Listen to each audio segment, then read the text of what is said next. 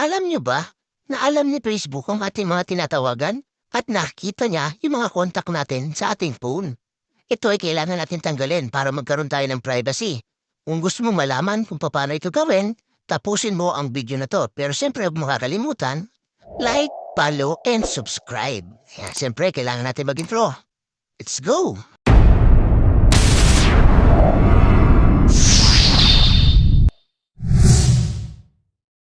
Open natin ang ating Facebook. Tapos click natin itong profile or three lines sa upper right. Then click natin itong setting. Tapos click natin itong see more in account center. Ayan. Tapos hanapin natin itong your information and permission. Click natin.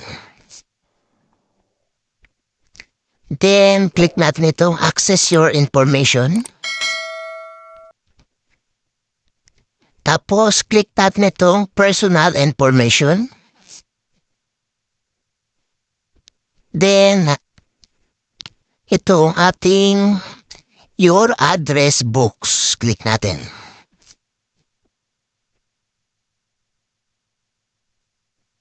Yan, ito po lahat ng contact mo sa phone.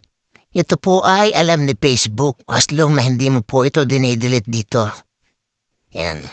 Kaya kailangan po natin is click natin tong delete all para hindi na makita ni Facebook. Ano dito lahat ng contact natin? Click lang natin to delete all.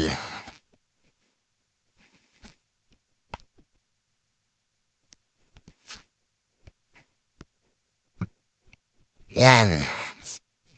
Makita natin dito yung request to delete all uploads contact is being processed and you'll be notified as soon as it's complete. Depending on the size of your contact list, this may take a few minutes. Ayan, so balikan na lang natin siya mamaya. Check na natin kung ito ay na-delete na. And so after 1 minute, binalikan ko agad siya. Ito na po yung ating contact dito. So wala nang makikita sa Facebook na contact natin. So ganun lamang po. Salamat sa panonood ng video ko na to. Huwag mong kakalimutan i-share sa mga kaibigan mo, sa mga hindi pa alam ha, para malaman din nila. At siyempre huwag mong kalimutan like, follow, and subscribe. So hanggang sa muli, paalam!